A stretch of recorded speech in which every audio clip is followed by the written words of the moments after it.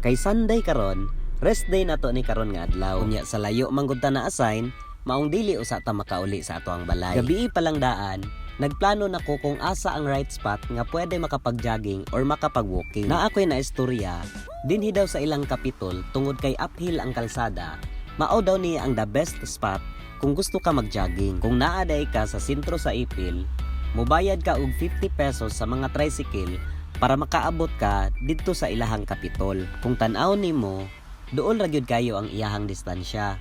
Nya kay subida man lagi, maong magansi daw sila sa gasolina. Sa tinuod lang kay udto na manggutan na kamata, munang init na gyud kayo ang adlaw karon. Munang feel nako dili na siya ideal sa jogging. Siguro sa walking pwede pa. Diri sa kapitol, mao ni siya ang iyahang entrada nga bahin. Unya kay Sunday manggod, wala kayo'y mga tao, munang nananghid ta sa ilang security guard kung pwede bang makasulod para makakuha gamayng video o gamayng picture sa ilang kapitol. Og dinhi di ay guys, mao ni siya ang provincial capital dinhi sa Zamboanga, Cebu guys. Sa atubangan nga bahin, dinhi naka-display ang daghang mga flags.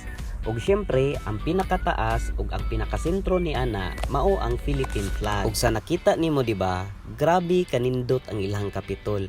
Limpyo ug nindot kaayo pagka-design. Ug nakabalo ba ka nga overlooking view ang likod ni ana? Pero syempre, kung naa ka sa gawas, dili kaayo nimo ma-appreciate ang iyang pagka-overlooking kay naa may mga pader ug mga building nga nakaharang. Pero sigurado ko guys, kung naa ka sa sulod, labi na kung naa ka sa higher floors, grabe nindot gyud kay natan-awon kung naa ka sa babaw. Maong kung mulaag pud ka dinhi pohon, nindot pod kung mutan-aw pod ka sa ilahang provincial capital.